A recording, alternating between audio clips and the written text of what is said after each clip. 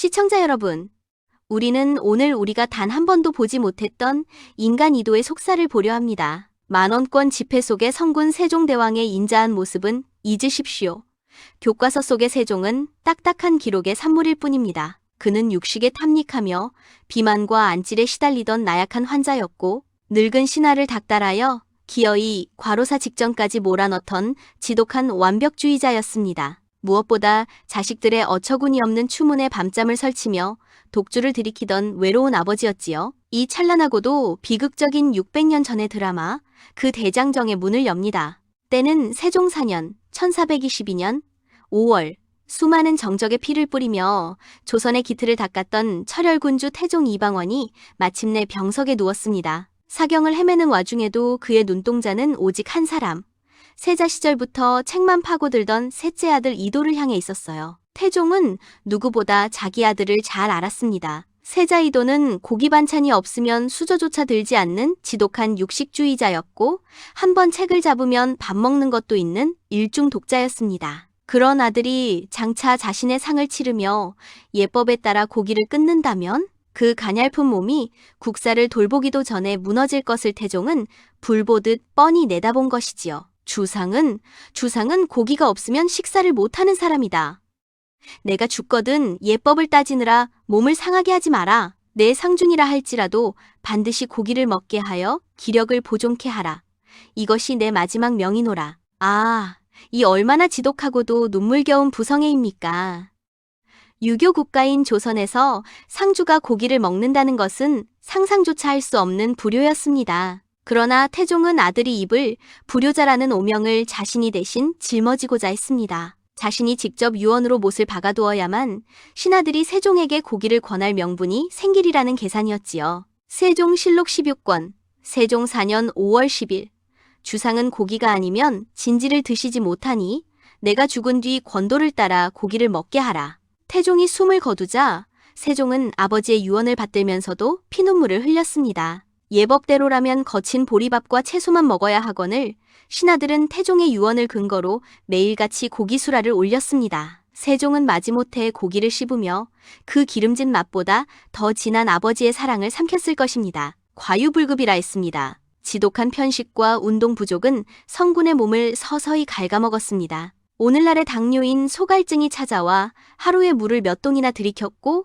눈에는 핏발이 서 안질이 끊이지 않았으니 내 눈이 침침하여 지팡이가 없이는 걷기도 힘들도다 라며 탄식하던 그의 모습은 가련하기 그지없었습니다. 실록에 기록된 세종대왕의 증상은 현대의학에서 말하는 당뇨의 3다 증상과 완벽히 일치합니다. 다갈, 하루에 마시는 물이 어마어마했다는 기록, 다식, 고기 없이는 식사를 못하셨던 대식가의 면모, 다뇨, 수시로 화장실을 찾으셨던 기록, 무엇보다 세종대왕의 체형과 습관이 치명적이었습니다. 육식 위주의 고열량 식단과 운동 부족, 그리고 극심한 스트레스라는 당뇨의 3박자를 모두 갖추셨거든요. 특히 태종의 유언대로 상중에도 고기를 드셨던 것은 인슐린 저항성을 극도로 높이는 결과를 초래했을 겁니다. 하지만 그 몸으로 그는 무엇을 했습니까? 신하들을 불러 모아 지편전이라는 거대한 연구소를 가동했습니다. 여러분 저것 좀 보십시오. 경복궁의 불은 꺼질 줄을 모르니 신하들의 한숨 소리가 담장을 넘습니다. 세종 이도는 지독한 일 중독자였습니다. 하지만 임금이 홀로 천하를 다스릴 순 없는 법이죠. 그의 곁에는 불세출의 명재상 황희와 강직한 무장 김종서가 있었으니 이들의 만남은 조선의 행운이자 신하들에게는 끝나지 않는 형벌이었습니다. 먼저 정승황희를 보십시오. 청백리의 대명사로 칭송받는 그이지만 세종 아래에서의 삶은 그야말로 노익장의 순한사였습니다. 황희가 나이 70을 넘어 뼈마디가 쑤시고 귀가 안 들려더는 국사를 돌볼 수 없나이다라며 사직서를 올리면 세종은 빙그레 웃으며 대답했습니다. 정승의 귀가 먹었으면 내가 크게 말하면 될 거다니요. 정승의 다리가 아프면 가마를 타고 들어오시오. 내 결코 그대를 놓아줄 수 없소. 세종은 황희라는 노정승의 지혜를 마지막 한 방울까지 짜내려던 지독한 완벽주의자였습니다. 황희가 80을 넘겨 다시 이제는 정말 죽을 날만 남았나이다 라고 읍소하자 세종은 아예 퇴근도 못하게 권례의 거처를 마련해줍니다. 결국 황희는 나이 87세가 되어서야 비로소 관직에서 물러날 수 있었으니 이를 두고 세종표종신 고용이라 부르지 않을 수 있겠습니까? 황희가 조정의 안살림을 맡았다면 변방에는 대호 김종서가 있었습니다. 꼿꼿하기가 대나무 같고 성격이 불같던 김종서. 그는 본래 문관이었으나 세종은 그의 강직함을 알아보고 북방의 육진 개척을 맡깁니다. 추운 변방에서 모진 바람을 맞으며 삭풍을 견디던 김종서에게 세종은 수시로 편지를 보냈습니다. 경히 추위에 떨고 있을까봐 내 마음이 한시도 편할 날이 없소. 여기 고기와 술을 보내니 기운을 내구려. 세종은 사람의 마음을 훔치는 귀신이었어요. 무뚝뚝한 김종서는 임금이 보낸 편지와 고기 한 점에 목이 메어 신이 죽어 뼈가 가루가 될지언정 이 땅을 지키겠나이다 라고 맹세했지요. 사나운 호랑이 같던 김종서를 충직한 사냥개로 만든 것은 세종의 세심하고도 뜨거운 덕의 기술이었습니다. 황희의 노련한 조율, 김종서의 강인한 실천력, 그리고 세종의 천재적인 기획력. 이 세 사람이 머리를 맞대었을 때 조선은 비로소 기틀을 잡았습니다. 세종은 신하들을 몰아붙이면서도 그들의 자존심을 세워줄 줄 알았고, 신하들은 임금의 지독한 업무량에 혀를 내두르면서도 그 진심에 감복해 제 몸을 불살랐습니다. 이런 임금에 이런 신하라니 참으로 아름다운 풍경이지요.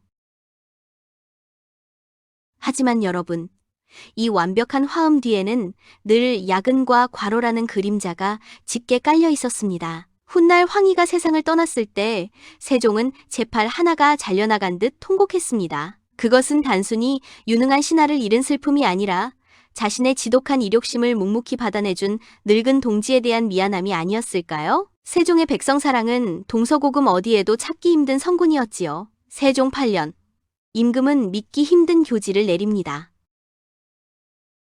관노비가 아이를 낳으면 예전에는 7일 후에 복무하게 하였으나 이는 아이를 버려두고 일을 하는 것이니 가련한 일이다. 이제부터는 출산 후 100일의 휴가를 주도록 하라. 이것은 대궐 기둥이 흔들릴 정도의 파격이었습니다. 신하들은 노비는 짐승과 같은데 어찌 그리 과한 은혜를 베푸시나이까 라며 읍소했지요. 하지만 세종은 빙그레 웃으며 그러나 서슬퍼런 눈빛으로 대답했습니다.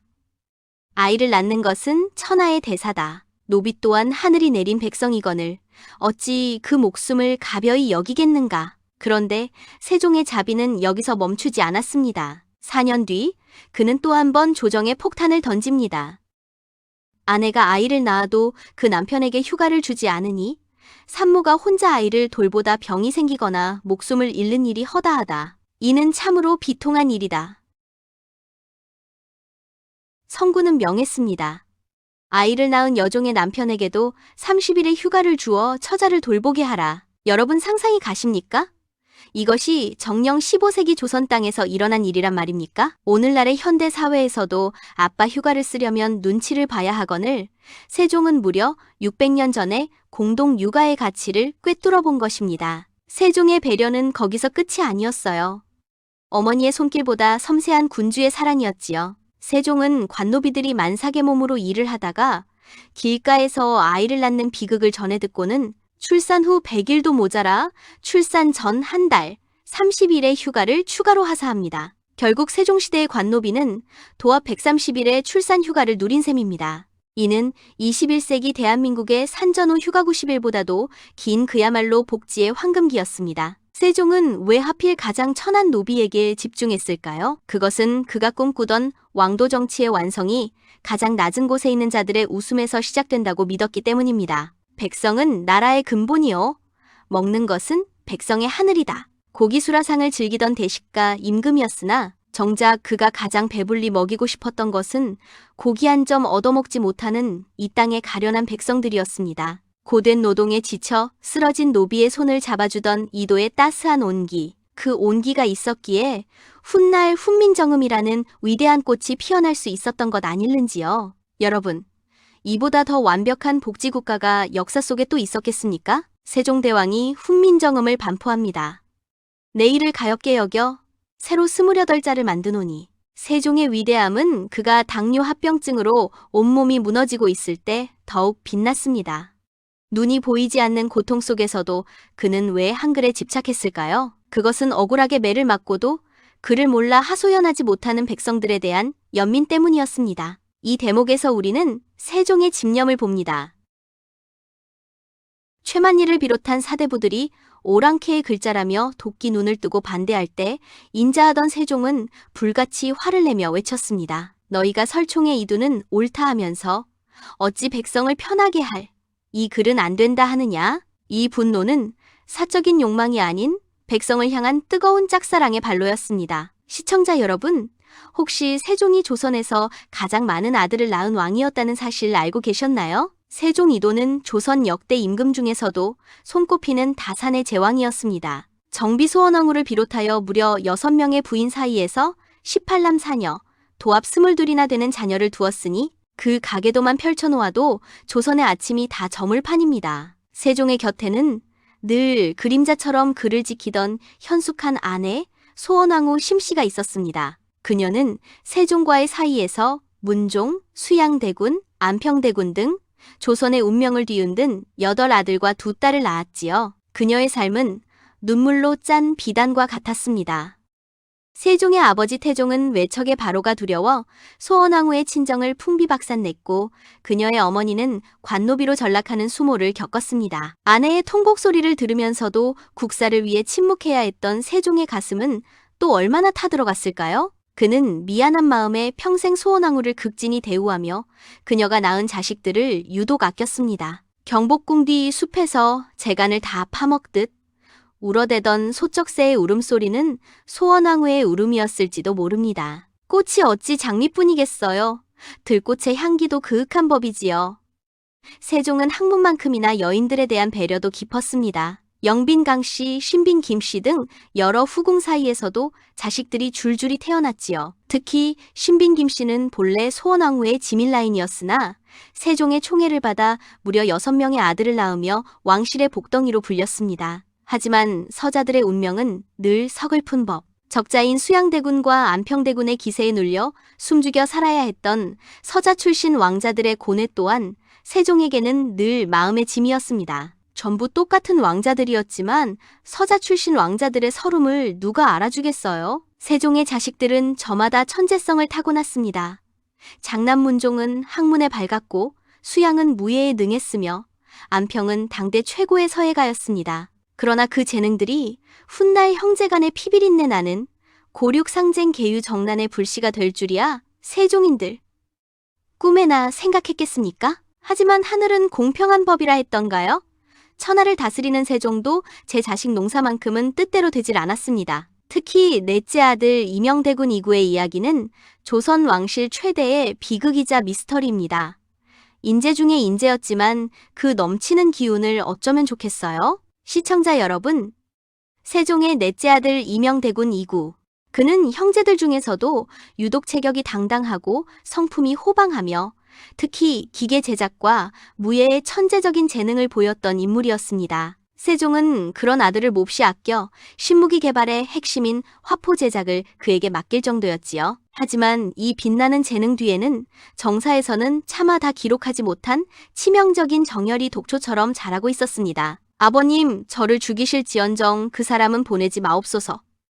이명대군이 처음부터 여색에 빠진 것은 아니었습니다. 청년 이구의 심장은 오직 한 여인, 첫째 부인, 의령 남씨를 향해 고동치고 있었습니다. 하지만 비극은 예기치 않게 찾아왔으니 세종은 며느리 남씨가 정신질환, 간질 혹은 실성이 있다는 이유로 강제 이혼을 명합니다. 이명대군은 밤마다 대궐담장을 넘어서라도 그녀를 만나려 했으나 성군의 명은 서슬퍼런 칼날 같았습니다. 사랑을 잃고 영혼이 부서진 왕자에게 세상은 더 이상 지켜야 할 예법이 없는 무대였을까요? 이때부터 그의 기행은 걷잡을 수 없이 시작됩니다. 왕실의 체면이 땅에 떨어진 걸 보세요, 여러분. 방황하는 이구의 눈에 들어온 것은 금기의 여인들이었습니다. 셋째 형 안평대군의 여종을 건드리는가 하면 동생 금성대군의 여종 중비와는 대낮에도 남의 눈을 피해 밀회를 즐기다 발각되었습니다. 하지만 호사가들의 입방아에 오른 가장 충격적인 사건은 따로 있었으니 바로 둘째 형 수양대군의 아내 정의왕후의 방에 함부로 드나들었다는 소문입니다. 실록에는 안으로 들어갔다는 모호한 표현으로 기록되어 있으나 사랑을 잃은 사내가 형수라는 커다란 모성에 기대어 잠시 미친 척 응석을 부린 비극적 해프닝으로 해석하기도 합니다. 세종은 결국 아들의 직첩을 거두고 대궐 밖으로 내쫓으며 통곡했습니다. 형님, 내 칼이 형님의 대업을 도울 것이옵니다. 세종사 후 이명대군은 또 다른 변신을 꾀합니다. 형제들 간의 피비린내 나는 권력 다툼 속에서 그는 영리하게도 강한 형, 수양대군의 편에 섭니다. 계유정난 당시 그는 수양대군을 도와 정적들을 제거하는 데 앞장섰고 그 공으로 세조치세 아래에서 누구보다 강력한 권세를 누리게 됩니다. 어쩌면 그는 알고 있었을지도 모릅니다. 아버지가 세운 예법의 나라보다는 형이 세우려는 힘의 나라가 자신의 불같은 성정에 더 잘 맞는다는 것을 말입니다. 사랑에 울고 욕망에 웃으며 칼날 위에 춤추던 사내 이구. 우리는 그를 단순한 남봉꾼으로 기억해야 할까요? 아니면 시대의 억압 속에서 뒤틀린 천재로 보아야 할까요? 그의 화려한 스캔들 너머에는 사랑하는 아내를 지키지 못한 못난 지아비의 슬픈 그림자가 오늘도 경복궁 뒤뜰에 머물러 있는지도 모릅니다. 긴 시간 동안 우리는 세종의 화려한 업적 뒤에 가려진 인간의 냄새를 맡았습니다. 고기를 씹으며 육체의 고통을 잊으려 했던 사내, 노비들에게 출산 휴가 130일을 주며 기뻐했던 따뜻한 어버이, 그리고 사랑을 잃고 망가져가는 아들을 보며 피눈물을 흘렸던 늙은 아버지. 우리는 세종을 대왕이라 칭송하지만 역사가 우리에게 말해주는 진짜 세종은 누구보다 치열하게 살다간 한 인간이었습니다. 그의 실수와 아픔, 그리고 고집까지도 사랑할 수 있을 때 우리는 비로소 600년 전의 그와 진정으로 조우하게 되는 것입니다. 긴 시간 함께 해주신 시청자 여러분, 여러분의 가슴 속에 남은 세종은 어떤 모습입니까? 성군이라는 왕관 뒤에 숨겨진 인간 이도의 눈물을 기억해 주십시오. 이 대서사시가 여러분의 영혼에 작은 울림을 주었다면 구독과 좋아요로 이 역사 여행의 동반자가 되어 주십시오. 저는 더 깊고 더 인간적인 이야기로 다시 돌아오겠습니다. 지금까지 세상신화 이야기였습니다. 고맙습니다.